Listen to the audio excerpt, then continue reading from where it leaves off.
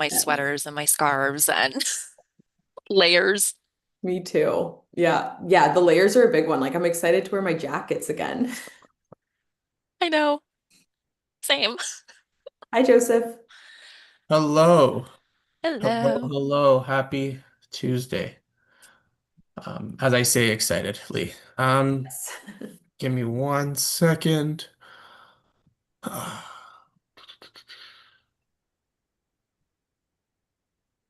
right. Well, I have 5 o'clock on the dot. I think we can go ahead and make a start. You guys ready? Sounds Absolutely. good. Perfect. So, with that, um, sorry, give me 1 second. There we go. And with that, today's topic is mediation right for me? And for many of our viewers who may or may not know what mediation is, it is a popular alternative to court for resolving family law disputes, and it offers a more flexible, cost-effective, and private way to settle issues such as parenting, property division, as well as support. But mediation isn't right for everyone, and that's a really key factor that I'd like everyone, both viewing today on Zoom and YouTube, to take into consideration. And this panel, joined by both myself, Anna, and Lisa, will explain what mediation is, how it works, and how to decide if it's the right approach for your specific situation. If you are joining us today via Zoom, you are able and encouraged to use the Q&A feature to submit your general comments or questions about this topic. However, for specific questions about the details of your family law matter, please contact our team directly, and we'll share how to do so in just a few minutes. Um, and the purpose of this series is to discuss general information on separation, divorce, and other family law matters. And any information provided here today should not be construed as legal advice. And stay tuned until the end as we will be sharing how you can schedule a free initial consultation with one of our lawyers here at the firm. Now, by way of introduction, Anna is a compassionate and strategic family law lawyer who takes a client-centered approach to every matter. She helps clients feel supported and empowered while navigating the emotional realities of family law. And with strong communication skills as well as a collaborative mindset, Anna develops practical, tailored solutions that reflect her clients' goals. She is recognized for offering clear, creative guidance in moments of uncertainty, enabling clients to make confident, informed decisions. Anna holds a Master of Laws from the University of Law in London, as well as a Bachelor of Laws from the University of Sussex, grounding her practice in both advocacy and empathy. Lisa is a senior law clerk with over 16 years of experience in family law and joined Russell Alexander Family Lawyers in June of 2025. She graduated from the law clerk program at Fleming College in 2009 and has developed a well-rounded understanding of the complexities of family breakdowns. She is a member in good standing with the Institute of Law Clerks of Ontario and recently received her designation as an ILCO certified expert in family law. Raised in the Kawartha Lakes and now settled in Peterborough, Lisa enjoys photography, reading, online gaming, and spending time with her cats.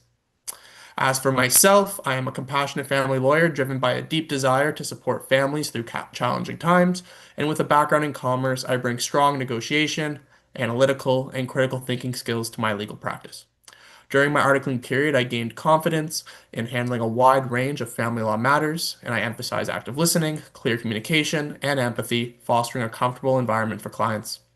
I am certified as a collaborative lawyer with the Ontario Association of Collaborative Professionals, and thus I offer clients an alternative dispute resolution approach to avoid court. And with that, let's go ahead and dive into our topics for today. So, Anna, I'm going to pass the torch on to you. Can you explain to everyone what exactly is mediation? I know I touched on it briefly, but if you can give us a more detailed answer, that would be greatly appreciated. Yeah, absolutely. And I'll start by saying, too, this is just an introduction. For the next hour, we'll be speaking on this topic. But in terms of mediation, how it relates to family law, it's a process where a neutral professional helps separating couples work through their disagreement and reach a solution together instead of going through the courts. So the main character here is the mediator. They don't take sides and they don't offer legal advice. They don't make the decisions for you. They're really there to guide the discussion and keep things on track. So they help you find a solution you both can live with, but in no ways are they offering you legal advice or making the decisions for you.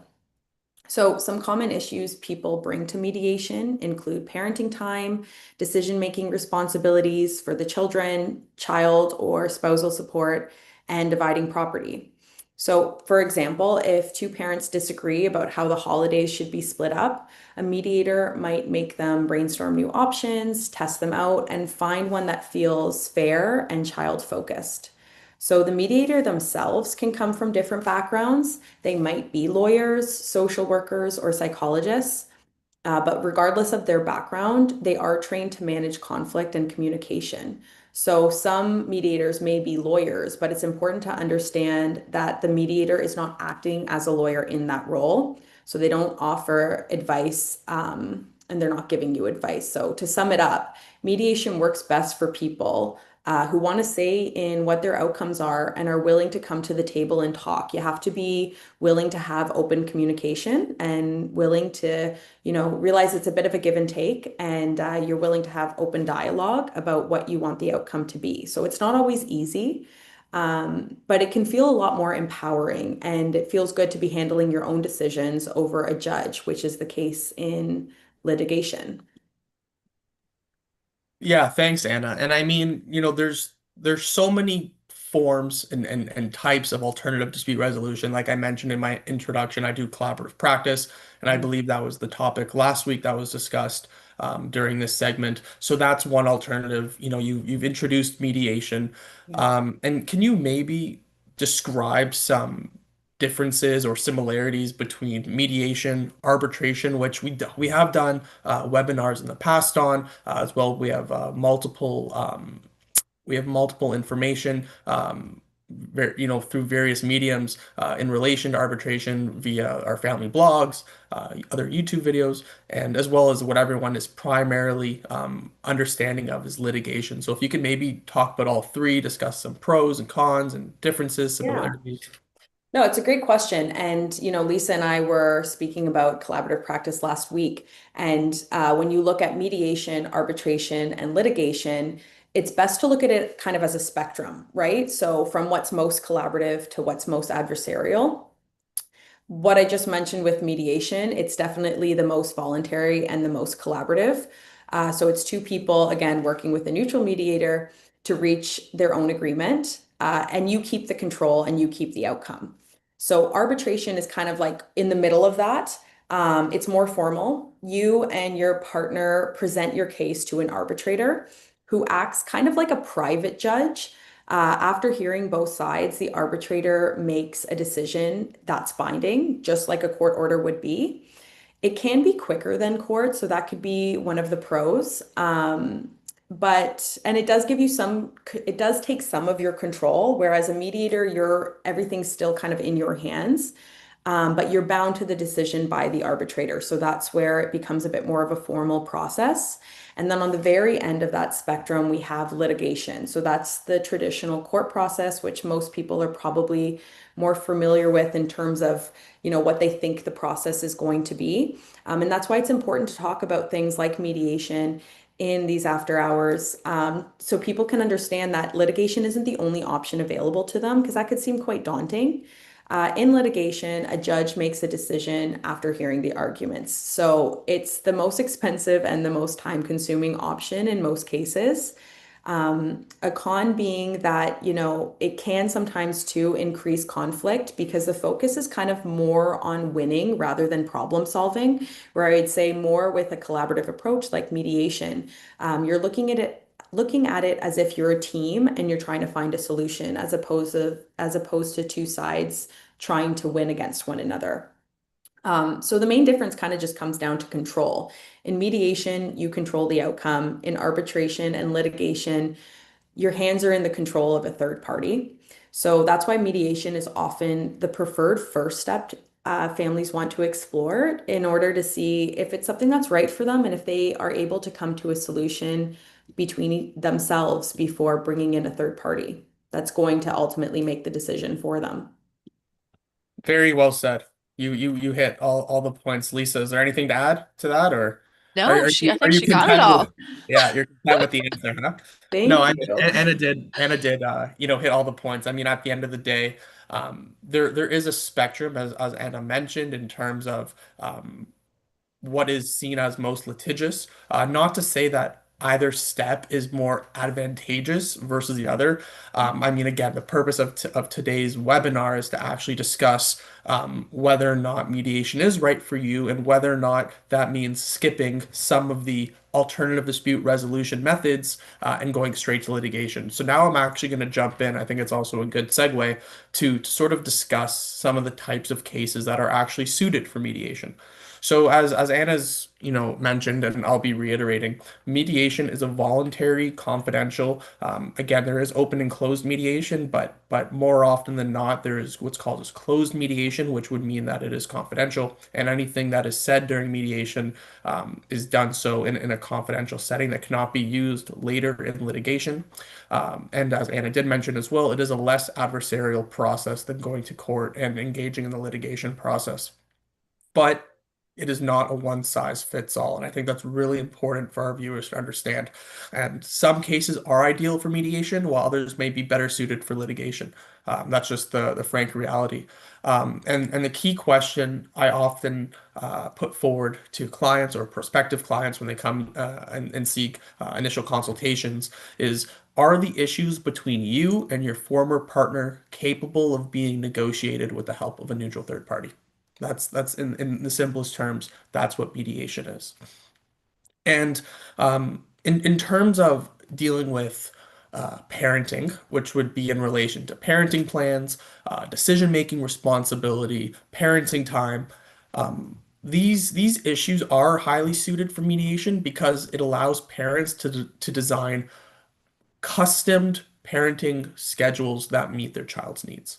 And more often than not, courts impose more rigid solutions, whereas mediation allows for creativity. So, for example, that can be rotating holidays, school event attendance, a lot of things that are maybe not considered by a judge. And if they are, they're given fairly little weight in terms of the overall relief that is sought.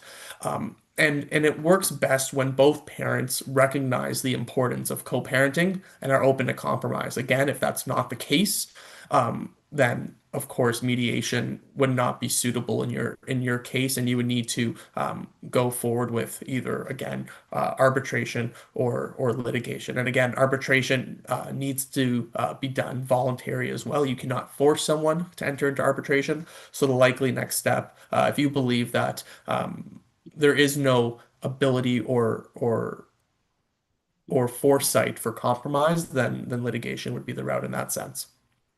With respect to support, so that's both child and spousal, it is suited to mediation. However, the kicker is that there really needs to be transparency in financial disclosure.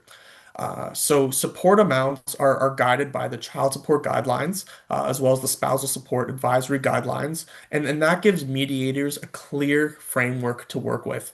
And mediation can truly help determine how support will be paid, whether that be via lump sum, direct transfers, expense sharing, and they're able to do so in a way that's tailored to the party situation. In terms of spousal support releases, for example, those cannot be ordered by a court. So there is certain relief that can only be sought in the, I want to call it the private sphere or the private setting. So mediation, arbitration that can be awarded, such as a spousal support release, that cannot be awarded in litigation in court unless it's done on consent. But that's a whole different conversation, a whole different can of worms that we're not going to be discussing today. In terms in relation for property division and equalization, mediation can resolve equalization and property division if both parties disclose assets and liabilities fully and honestly. And it can address nuances such as post-separation adjustments, debts, excluded property, valuation dates, all these things. So, I mean, again, it comes back to the idea that if there's, transparency and financial disclosure, the law is quite clear with respects to property division and equalization. Again, that would be in relation to married spouses. In terms of common law spouses, while there is not immediate equalization, as that's solely related to married spouses. There may be claims with respects to trusts, unjust enrichment, any claims formed in equity that could also be addressed with a mediator as well, and that would be sort of under the umbrella of property division. Um, and finally, with respects to communication and relationship issues, mediation can address not just the legal issues, so again, relating to parenting or support or property division, but it can also very well deal with the practical aspects. So that deals with the communication protocols, boundaries, non-harassment clauses, and how parties will deal with future disagreements.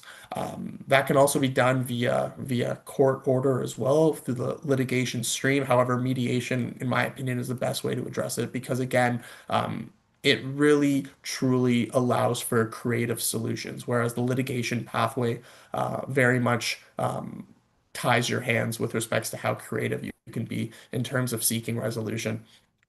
I would advise clients that mediation may not be suitable if there's situations involving family violence, if there's intimidation, coercion, abuse of any kind, whether that be verbal, physical, financial, emotional, as well as cases where there's one party who refuses to provide disclosure, or maybe throughout the process you may determine that they're not negotiating in good faith. And as well, if there's an urgent issue, so if there's, a child abduction risk, or there's urgent support needs, I would suggest that mediation is not the best course of action to move forward. Ladies, anything I miss? Anything you want to add in? No, I think you hit all the points. I mean, it comes down to, being honest with yourself and thinking, is this something that I'm willing to do? Am I willing to have these like hard conversations with, the other parties to talk about being able to come to solutions outside of court, right? So if it's something where you think no third party is going to be able to help you come to a resolution, well, then maybe it's time to bring it to litigation. But I think it's always a good starting point, right? Start with mediation and see, even if it could handle some of the smaller issues, then at least it's less on the plate that you have to argue, right? No, 100%. And I mean, I know both you and I, Anna, we sort of did a high level overview with respects to the benefits and potential drawbacks for mediation, but maybe Lisa, you can expand on those points. Yeah, absolutely. You have hit quite a few. But with mediation being kind of one of the more common options for resolving family law disputes, there's definitely more important benefits and potential drawbacks depending on your circumstances. Probably the most important benefit is the cost effectiveness. It is going to, in the long run, cost you less than going to court because you're not going to have that lengthy litigation and multiple court attendances and mandatory court attendances. Some of them you just have to do. You're also going to have a faster resolution. The court process can take years. And with mediation, you're working on your own schedule. There's also more flexibility, as has been touched on already, with coming up with kind of more creative solutions that you may not be able to necessarily get when taking it to litigation. There's also the added benefit of confidentiality. Mediation discussions are private and generally cannot be used later in court, with maybe some exceptions of child safety concerns or that. But it also helps protect your personal and financial information from being available to the public. It's also going to help preserve some of those family relationships, which is really important when children are involved. Mediation kind of fosters that cooperation and communication, just like the collaborative practice, like Anna and I talked about last week. And it can, in the long run, just make co-parenting a lot easier. It's voluntary, so you're going in on your own. The judge is not making the decisions for you. And then you have more ownership and satisfaction with the result that you end up having at the end. It's also less adversarial. You're not going to get into the conflict. And Anna did touch on this too. Like the court process can really become like a battleground, and you're really just kind of bumping heads and trying to quote unquote win, when really in mediation, you're just focusing on a good outcome that's going to work for the family. Now, the potential drawbacks in mediation, there's like Joseph had said, it's not always suitable for all families. Um, Family violence, power imbalances, that there is no guaranteed resolution. You could go to these meetings and at the end not have an agreement out of it. And then that's when you'd either go to the next steps, being either like arbitration or litigation. There may be unequal knowledge or resources if one person maybe lacks the, financial literacy or access to disclosure. Um, Mediators also cannot give legal advice. So if you are going through the process and you need legal advice, you will have to reach out to a lawyer who can give you that independent legal advice as well. Yeah, I think that kind of covers it, but the benefits definitely outweigh the drawbacks for sure. Mm. Yeah, if I Yeah. could add on Oh, that sorry. Go ahead, quickly. Anna. Sorry. Go Sorry, ahead. Joseph.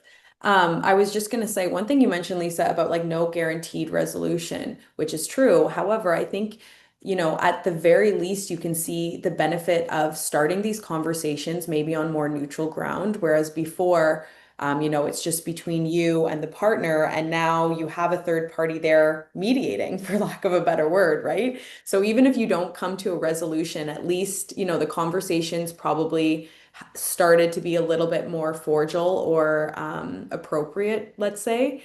Mm. So it's a good starting ground. Yeah, and definitely get those issues narrowed. Like if you can't resolve all of them, at least maybe you can get them narrowed to just like, like spousal support or something like that, get the parenting figured out, and then you just need the bigger issues. Right. 100%. And I mean, moving on to sort of, a question that's asked too is, okay, well, sure, let's do mediation. What's my next step? And that sort of brings me to um, me or any other lawyer, having these conversations with a client about how we're actually about to prepare for mediation. And what I tell clients is that mediation is really not just about showing up and talking. And there is proper preparation, and that really is key to making the most of the session. And what I find, and what clients have relayed back to me, is that preparation really does reduce anxiety, and it does increase the likelihood of settlement. Um, what I like to tell clients going into mediation is that it's really important that we, or at least yourself, your goals and your priorities. So it's really important to identify what I call your must-haves versus your nice-to-haves. So you may insist, for example, on primary residency of your child, but you would be flexible about holiday schedules. So that's sort of how I like to divide those topics. With respects to disclosure, it's really important that you have all your financial disclosure ready. What does that mean? It means income tax returns, pay stubs, bank statements, mortgage info, credit card balances, pension statements. What I like to do, and it is pretty customary in my practice, I will not enter into mediation unless both parties have prepared what's called a sworn financial statement. And that's really goes down to the fact that, there needs to be transparency with respects to financial disclosure. And if that's not present, then I don't feel comfortable, and nor do I feel comfortable advising my client to enter into the mediation process and without the disclosure. And I mean, you may think, well, how does parenting, have any relation to financial disclosure? Um, to my response, first off, you can't generate a domestic contract, which is, a parenting plan, a separation agreement, or even if we're using mediation as a means for determining a postnuptial or prenuptial agreement. Financial separation is key. Under the Family Law Act, it is a requirement. It's not optional, but it is a requirement to a binding domestic contract. And if you can't get the other party or even yourself to be transparent about finances, how can you expect them to be transparent about their goals and priorities in respect to parenting? And more often than not, there would be mediators, excuse me, who, without the disclosure provided by both parties, they wouldn't even assist them at all. And so that's really important to know who you're dealing with. But my suggestion and rule of thumb would be to ensure that both parties have a sworn financial statement. And we've discussed what a financial statement is on previous webinars. We have resources on our website as well as on YouTube. We've discussed it in previous webinars. Um, I also like to tell my clients that these are things I'll walk them through with ahead of the mediation is to understand the legal framework. So just because we are engaging in mediation, and yes, that does allow for creative solutions, that does not mean that we get to bend and twist the law. The law still needs to be followed. However, the solutions in relation to resolving issues under the legal framework can be, I don't want to say twisted, but they can be creative in the sense of how they're applied. So what I like to tell clients is that's really important, that they familiarize themselves, whether that be through independent research, through further discussions with their lawyer or their law clerk, with the child support guidelines, the spousal support advisory guidelines, as well as the equalization process. And whether or not they're married or not married, I don't expect them to read the legislation, but I expect them to have an understanding of what their obligations are under the law. And I can ensure that my client going into mediation will have a full understanding, and the knowledge of what their obligations are under the law. And that's really important because knowing the legal baseline really helps you understand where where compromise is possible. Um, and then once we have an understanding and the client has confirmed that they have an understanding of the legal framework, it's about, really preparing your narrative, right? So what does that mean? It allows you a time to think about how you want to present your perspective. It should be short, it should be clear, focused on problem solving, not blame. A lot of mediators usually ask for a mediation summary or a mediation brief ahead of mediation, and that's prepared so that both parties have an understanding of what the issues are and that what their potential solutions to resolve those issues are. All right.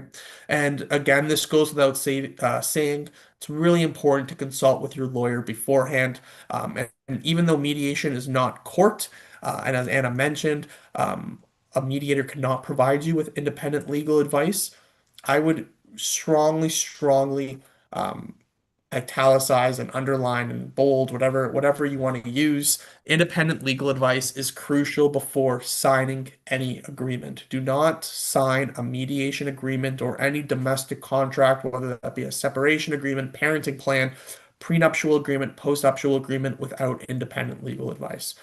Your lawyer is there to help you understand what a fair and equitable outcome looks like. You do not have the experience nor the knowledge to make that assessment yourself. It is extremely important that you get independent legal advice before signing any agreement.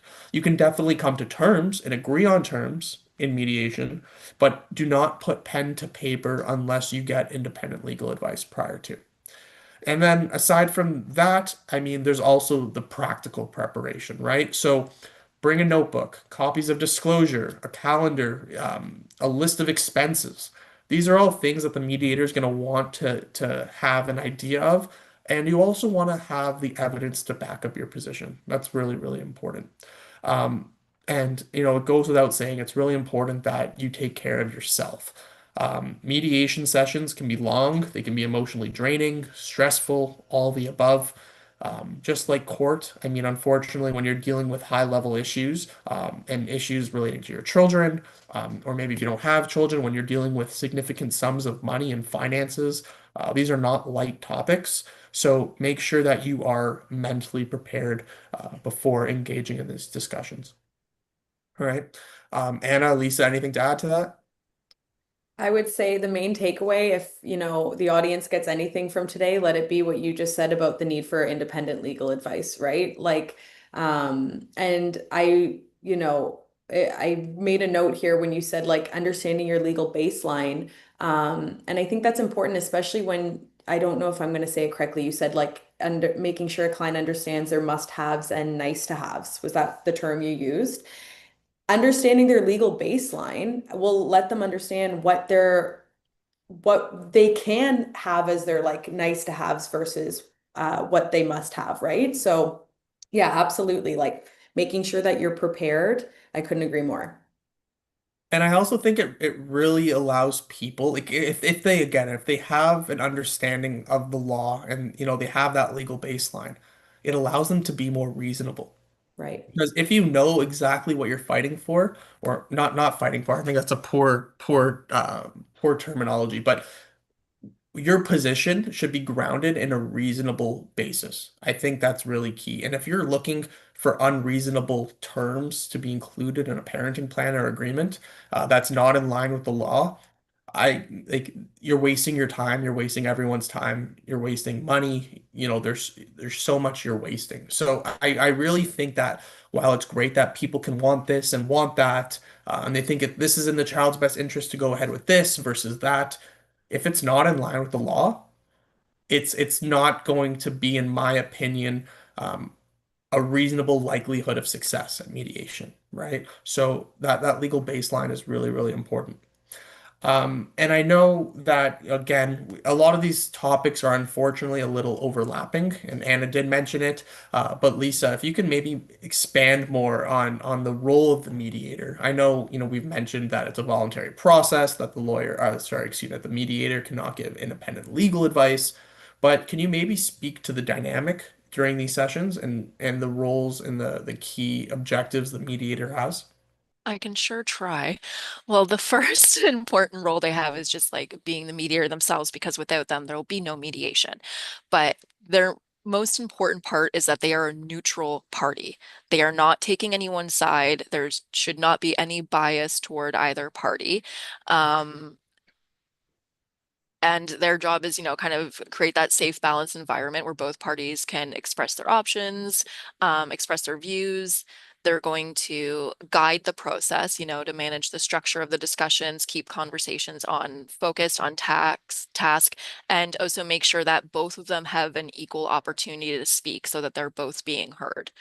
They can use they may use different tools like joint sessions, where they meet with the parties individually and together. And then they could also possibly do, I don't know if it's been touched on, shuttle mediation, which is the kind of like back and forth between the parties. They can provide you with legal information, as we've said, but not legal advice. That's so and so important to like differentiate the two.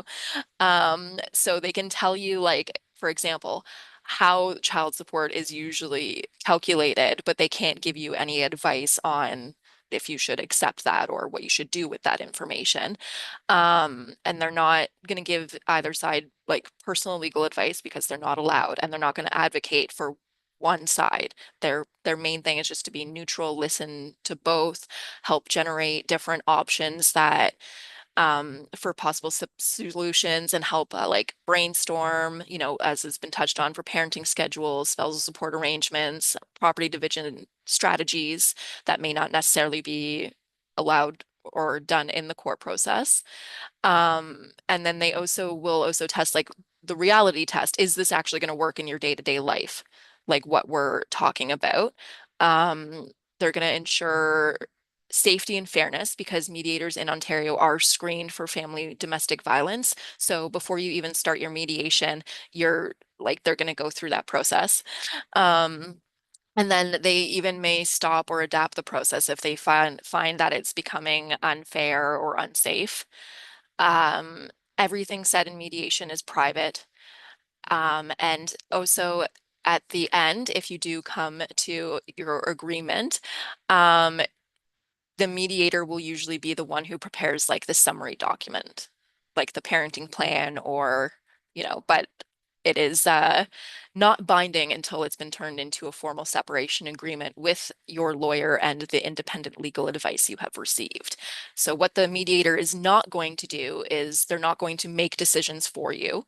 And they're not going to force an agreement. They're not going to force you to agree to anything. You can walk away at any time, but it also does not replace the need for lawyers. You still need your lawyer and your independent legal advice. Lisa, I'm so 100%. surprised you got through that without being distracted by Joseph's It cat. was really hard. I'm so sorry. And like he was like screaming at the door, and I know he's not gonna stop until I let him in. And unfortunately, he has a mind of his own. So he'll be joining for No, I love it. the Oh rest of the gosh. webinar today. Right? You be joining the rest of the webinar? Yeah. Come on. Anyways, thanks, Lisa. That was great. I think you really summarized the role of the mediator in, in all essence of what they are. They are simply there to mediate. They're there to bridge, both parties' ideas together and hopefully move forward with respects to a resolution. And we've discussed how to prepare for a mediation session, but now, going through the process, we're going through the topics.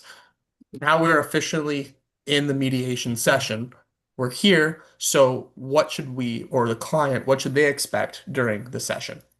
And many people are often anxious before their first mediation session, understandably, because they don't know what to expect. So I'm going to try my best to walk through the process step by step, so our viewers and anyone watching later on, in terms of referencing, can feel prepared going through their own process. So, with respects to the introduction and ground rules, the mediator will explain their role, neutral, not a judge, cannot give legal advice, but may provide legal information. They'll go over a review of confidentiality, voluntariness, and the process itself. Again, it has to be a voluntary process, and whether or not the confidentiality aspect is something that is touched on is again is determined whether or not it's open or closed mediation. And I've already discussed what that is already, so I'm not going to go into it. And then usually what happens is there is what's called the opening statements. So each party has a chance to share their concerns and goals. Um, and then usually how that works is that, again, as I mentioned prior, most parties will prepare a mediation brief ahead of time. So everyone will have a decent understanding of the goals and objectives that each party has going into this, outlining issues, potential solutions in relation to those issues. And mediators often ask the parties to speak directly to them and not to each other to avoid hostility. And again, Lisa did mention there's shuttle mediation. Shuttle mediation is great if it's done via Zoom, so if the parties can't be in person. However, shuttle mediation is also in person and utilized in person. And that's usually if there is a history of domestic violence or if there is a outstanding release order in a criminal sense, that if one party may not be able to be within a certain distance of another party, or they can't be in the same room, or they can't have direct or indirect communication, shuttle mediation would be used. And then after the opening statement, sorry, I have like cat hair everywhere, and it's like killing me. I want to like sneeze. Sorry. And then there's also the issue identification. So, the mediator would create an agenda based on the issues raised. Again, that's usually done prior to by way of the mediation brief, and so the mediator will have an idea already of what the issues are. But again, they'll create an agenda based on the issues raised, both through the brief as well as the opening statements. Again, that would be parenting, support, property, communication, whatever the issues are in your specific session. And then there will be what's called a negotiation phase. So there will be joint sessions where both parties speak with the mediator present, and there will be breakout sessions if emotions are high or private discussions are needed. So the mediator would help the parties explore options, and again, as Lisa mentioned, they'll do the reality test proposals to see whether or not their proposed solutions are in fact reasonable and practical. And then if agreement is reached, the mediator will draft a what's called a memorandum of understanding, or they'll do a mediation report. They're very synonymous, the two documents. But it's really important to note, again, Lisa mentioned it, that this is not a legally binding agreement until each party gets independent legal advice and signs a separation agreement. So what happens is that within the memorandum of understanding or the mediation report, whatever is used by the mediator, those terms that are agreed to in principle in either of those two documents are then translated into a separation agreement. And if there is no agreement, then the issues may proceed to arbitration or court, but mediation often does narrow the disputes, right? And with respects to emotional dynamics, expect ups and downs. That's the unfortunate reality, right? Mediation is emotional, stressful, especially when children are involved, because everyone loves their children and everyone, for the most part, wants what's best for their children. So, when there's issues relating to children, it's just gonna strike a nerve or it's gonna strike a certain tone with people. I mean, that's human nature when you're dealing with your children. So, mediators are there to ensure, and they are skilled in this sense, to keeping discussions respectful, focused, And I don't even like the term focused. I really like child focused because oftentimes it can be focused, but at the end of the day, if children are involved and present in these outstanding issues, any discussions or communication needs to be done in a child focused and civil manner. With respects to length, setting, sessions can last, 2 to 3 hours. Sometimes multiple sessions are needed. Maybe you're making headway on certain issues and you can't fully dive into potential solutions in one session. Therefore, another session's needed. Maybe one session just deals with parenting and you need further sessions to deal with the other issues, whatever it may be. And as I previously mentioned, they can be in person, they can be virtual, or they can be hybrid, depending on the mediator's practice. Or again, if there's maybe an outstanding release order or an undertaking or a peace bond, maybe the two individuals or the two parties cannot be in the same room for whatever reason, usually in cases of domestic violence. So that's usually when a hybrid setting is implemented. And with that, Lisa, we talked about the two types of documents that are constructed if the parties are able to reach settlement and mediation. Either it's going to be the memorandum of understanding or the mediation report.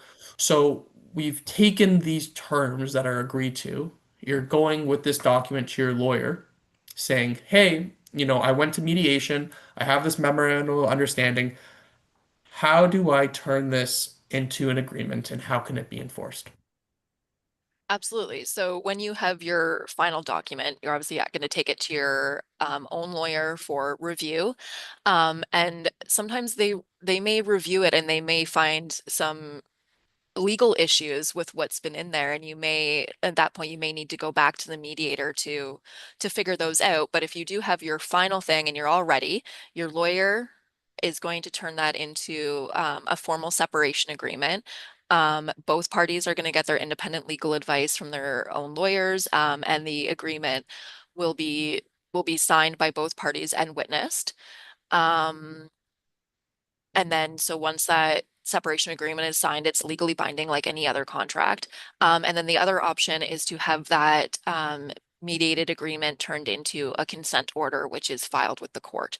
And on that issue, again, the lawyer will draft the consent.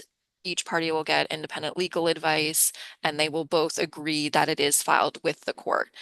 And this, one of the benefits that you may want the agreement filed with the court is if there are children involved and there's child support payable, if at any point in time the party paying the support stops paying, then the agreement can be enforced by the Family Responsibility Office to enforce the child support provisions of that agreement. Um, and then you also have the ability to bring, if later on one of the parties is not abiding by the agreement, then you can, if need be, take that to court if the party fails to comply. Yeah. So I mean, in summation, um, a court can take a separation agreement, and as Lisa mentioned, it can be filed. However, FRO only deals with the enforcement of child or spousal support. But if you want to enforce other terms, such as property, maybe there has to be an equalization payment that's outstanding. Maybe there's terms in relation to the listing and selling of a property, or maybe enforcing parenting time, that would need to be then commenced via a court application.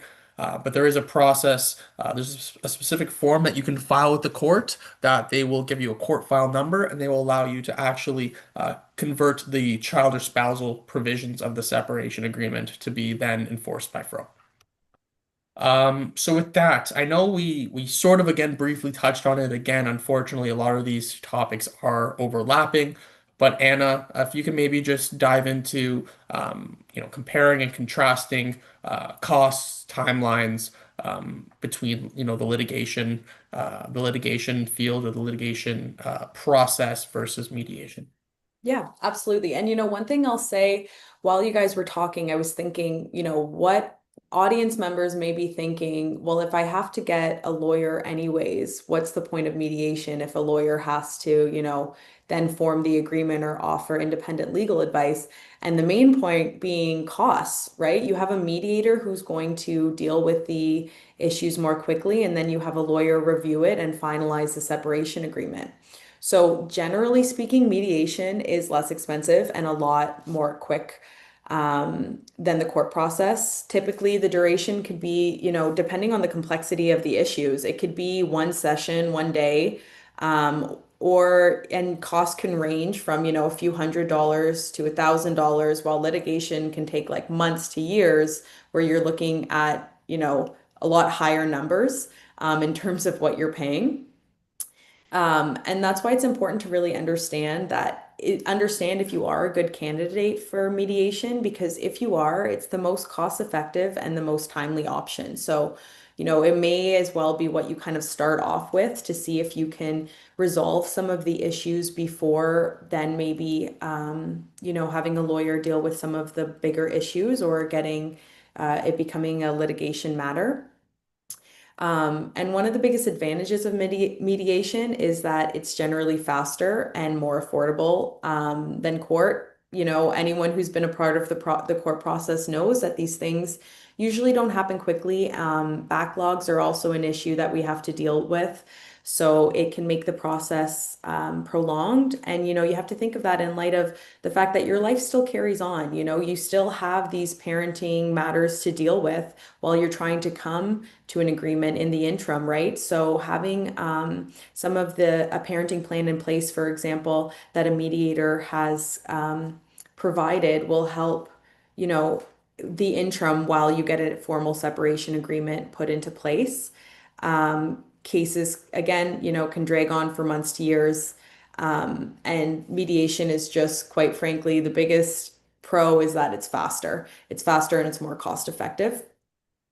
Um, and yeah, I mean, that's pretty much it. I often tell people instead of, spending your resources fighting in court, you can invest them in resolving things quicker through mediation and moving forward with your life. So at the very least, able to come to an agreement with some of the more smaller issues. And then your lawyer can just focus on, what you weren't able to come to an agreement with in mediation, which ultimately is going to be a lot more cost effective. So, Anna, what you're telling people is that, hey, you want to save money while still getting the same results, go to mediation. But how are they supposed to find a qualified mediator? It's almost like we're giving people a cheat code here, eh? As two lawyers and a law clerk, like why are we telling people this? We're giving away the secrets. So I'm going to use la in last week's After Hours, Lisa put it so simply and I just loved it. She's like, just Google it. That's truly how you start off, right? If you want to find a qualified mediator, start with Googling it. So once you find a mediator that you agree with, finding the right mediator is what's key, right? So the process only works if you feel comfortable with the person who's guiding it. So, one of the main things you want to look for is making sure it's someone trained in family law and dispute resolution, and ideally with experience in the issues that you're dealing with. So, for example, if parenting is a big issue, it could be helpful to work with a mediator who has a background in child development or social work. If property and support are the main issues, someone with a legal or financial background may be a better fit. But in terms of where to look, so the Government of Ontario website, you can find court-connected mediators who provide both free and low-cost services. You can also find private mediators through professional organizations like the Ontario Association for Family Mediation Canada, the Family Dispute Resolution Institution of Ontario, and the ADR Institution of Ontario. So I would say too that, credentials of course matter, but so does comfort. So meet with your potential mediator, get a sense of their style. Some people like a more structured approach, while others want someone who's more conversational, more flexible. So it's important, to not only make sure that you're a right fit for mediation, but that you're going to pair yourself with a mediator who's a right fit for you.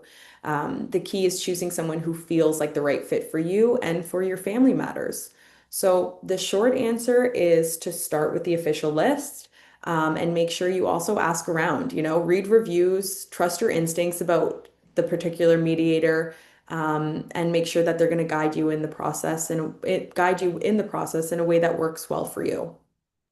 100%. I mean, I might get some blowback on this, but for me personally, I really like working with a mediator who is legally trained. Mhm. Of course, that's not a requirement by all means. There are very many mediators that I've worked with in the past who are not legally trained. However, they are very well versed and suited in relation to the law as it relates to child and spousal support, as well as parenting. But again, for more complex issues as it relates to property division, equalization, and more so dealing with spousal support, because again, while there is the spousal support advisory guidelines, it is not law. That's why it's called advisory guidelines. Um, I would look for a legally trained mediator, but again, I've worked with non-legally trained mediators who have done excellent work with respects to resolving parenting issues. But that's just again my 2 cents on it. It's not a rule. It's just for me personally in my practice, that's sort of what I look to with respects to finding a mediator. And with that, we've discussed all of our topics for today. We've been very efficient, and I think we've provided great resources and information to those viewing today, both on YouTube as well as on Zoom, joining us today. And again, to everyone watching, thank you so much for tuning into Family Law Now after hours. After this session, if you are joining us via Zoom today, a brief survey will appear, and that will allow you to share your comments and suggestions for future topics that you'd like us to explore. And as always, your feedback is greatly appreciated. And again, if you are joining us and you have made it to the end of today's session, you are able to take advantage of an opportunity for a complimentary consultation with one of our lawyers here at Russell Alexander. In order to do so, please contact our intake team at intake@russellalexander.com. That's two S's, two L's, and mention our after hours series to schedule your appointment. Registration is also now open for the next event, Ontario Divorce Court Process. All you have to do is go to russellalexander.com/family law now. Thanks again to our panelists, both Lisa and Anna, for sharing their insights today. They're both such knowledgeable individuals, and they are great at what they do. And thank you, the viewer, for tuning into Family Law Now After Hours. Have a great evening, everyone, and we'll see you shortly.